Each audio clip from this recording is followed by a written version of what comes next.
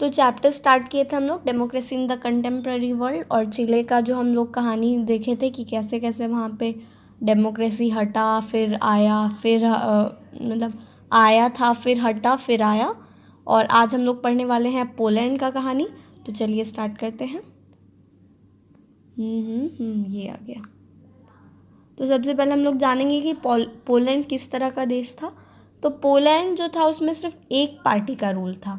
तो चिले जैसा ये शुरू से डेमोक्रेसी नहीं था, मतलब ये पहले डेमोक्रेसी नहीं था, इसमें सिर्फ एक पार्टी का रूल चलता था, जिसके कारण यहाँ इलेक्शंस भी नहीं होते थे। ठीक है, ये एक कम्युनिस्ट पार्टी के द्वारा रूल किया जाता था, जो कि ईस्ट यूरोप के और सेवरल कंट्रीज़ को रूल करती थी। कब? 1980 के दशक में। ठीक है, यूनाइटेड वर्कर पार्टी नाम था इस पार्टी का, जो कि सपोर्ट और कंट्रोल की जाती थी यूएसएसआर के द्वारा। इसके लीडर कौन थे? जरूजेल्स्की, अगर हम सही बोल रहे हो तो राज कैसा था इन लोगों का? गवर्नमेंट जो थी वो सारे ऑर्गेनाइजेशन को कंट्रोल करती थी।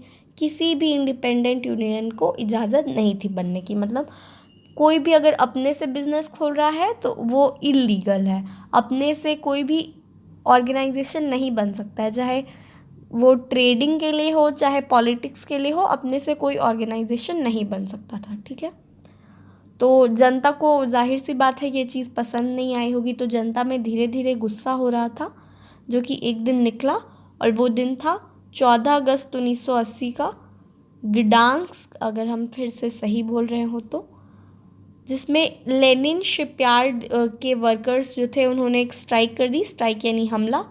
और क्यों ये हमला हुआ? क्योंकि जो वर्कर्स थे उनसे एक क्रेन छीन ली गई और एक लेडी को बस ऐसे ही फालतू में उसको अपने जॉब से निकाल दिया गया।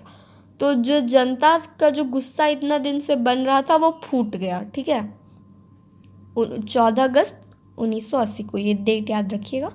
लेक वेलेसा जो थे ये भी ज्वाइन किए स्ट्राइक। जॉइंट नहीं, यहाँ पे ज्वाइन होगा। ये भी ज्वाइन किए स्ट्राइक। क्यों? क्योंकि वो उनको भी ऐसे ही डिसमिस किया गया था अपना पे, मतलब उनको भी अपना याद आ गया तो वो भी स्ट्राइक ज्वाइन किए। 1976 में उनको डिसमिस किया गया था, 4 साल बाद का घटना है ये स्ट्राइक।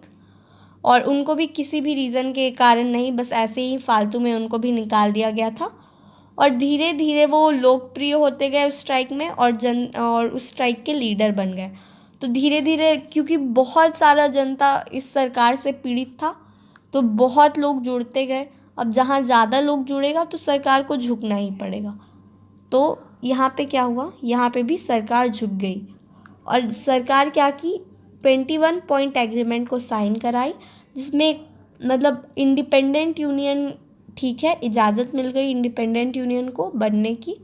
और वर्कर्स के राइट पे भी एक नया सेक्शन मिला, उन लोगों के राइट्स को भी जोड़ा गया, जो भी उन लोगों का न्याय व्यवस्था था उसमें। ठीक है, अब धीरे धीरे तो जो इन लोगों का इंडिपेंडेंट यूनियन था फर्स्ट, इसका नाम था सॉलिडेरिटी। तो धीरे धीरे ना उसके जो भी फॉलोअर्स थे वो बढ़ने लगे। तो गवर्नमेंट को लगा कि अगर इसको रोका नहीं गया तो ये जो वन पार्टी सरकार है ये हट जाएगा, फिर बिल्कुल ही उन लोगों का जो एक एक वाला राज है वो चला जाएगा। मतलब उन लोगों के हाथ से जो मेन पावर है, जो मतलब एकात्म टाइप वाला पावर है, वो उन लोगों के हाथ से हट जाएगा। तो गवर्नमेंट को कुछ करना था। तो 1980 का ये बात है जब गवर्नमेंट दी थी इंडिपेंडेंट यूनियन को, और 1 साल बाद ही मार्शल लॉ इम्पोज कर दी, मतलब इमरजेंसी टाइप का कुछ कर्फ्यू लग गया हर जगह। सॉलिडेरिटी स्टार्टिंग नहीं है यहाँ पे, ये वर्ड नहीं होगा, ये एक मिनट, ये यहाँ वर्ड नहीं है। सॉलिडेरिटी जो है, जो कि पहला इंडिपेंडेंट यूनियन था जिसका 1 साल में ही 1 करोड़ से भी ज़्यादा मेंबर हो गया था। तो सॉलिडेरिटी के मेंबर्स लोगों को क्या किया गया, जेल में, मतलब भर भर के जेल में डाला जाने लगा, कि मतलब ना कोई रहेगा और ना ही कोई कुछ बोल पाएगा। इस तरह से गवर्नमेंट करने लगी। ठीक है, तो पहले तो फिर बिल्कुल ही सब कुछ बहुत दिन तक के लिए ख़त्म हो गया। फिर एक और स्ट्राइक हैपन हुआ 1998 में। मार्शल लॉ कब इम्पोज हुआ था? 1981 में। यानी फिर से 17 साल रुका गया। आप देखे होंगे कि पिनोशेट का जो रूल था, मतलब कोइंसिडेंस ही समझ लीजिए, पिनोशेट का भी जो रूल था वो भी 17 साल में ही था। नहीं, यहाँ पे 98 नहीं होगा, यहाँ 88 होगा, सॉरी गलती हो गया।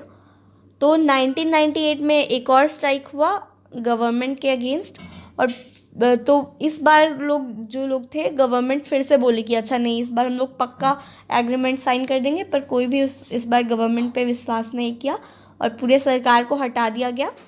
पहला इलेक्शन हुआ अप्रैल में 1989 में। तो जो चिले में था उसमें बहुत ज़्यादा टाइम लग गया था मिलिट्री को हटाने में, इसमें उतना टाइम नहीं लगा। 7 साल वो लोग मतलब बहुत झेला, बट 1 साल में ही वापस से इलेक्शन कंडक्ट किया जाने लगा। लेक वेलेशा जिनका पहला नाम लिया गया था, जिनका थोड़ा देर पहले, कि वो जो स्ट्राइक के कमांडर थे, उन्हीं को प्रेसिडेंट बना दिया गया 1990 में। तो 89 में इलेक्शन हुआ, 90 में वो प्रेसिडेंट बन गए और हैंस वहाँ पे डेमोक्रेसी आ गया। ठीक है, अब हम लोग पढ़ने वाले हैं, अब नेक्स्ट वीडियो जो होगा उसमें हम लोग पढ़ने वाले हैं आगे का टॉपिक्स, जो कि है, एक मिनट, तो नेक्स्ट वीडियो में हम लोग पढ़ने वाले हैं डेमोक्रेसी के बारे में। हम लोग अच्छे से पढ़ेंगे, अंडरस्टैंडिंग डेमोक्रेसी, इस चीज़ को हम लोग पढ़ेंगे। डेमोक्रेसी क्या होता है, मेन मतलब डेमोक्रेसी के 2 टेल्स हम लोग सुन लिए, और डेमोक्रेसी हम लोग ओवरऑल थोड़ा सा मोटा मोटी हम लोग जानते हैं कि democracy to the people, for the people, by the people, ऐसा कुछ होता है। बट हम लोग डिटेल में पढ़ेंगे कि डेमोक्रेसी आखिर होता क्या है। ठीक है, तो स्टे ट्यून, बाय बाय।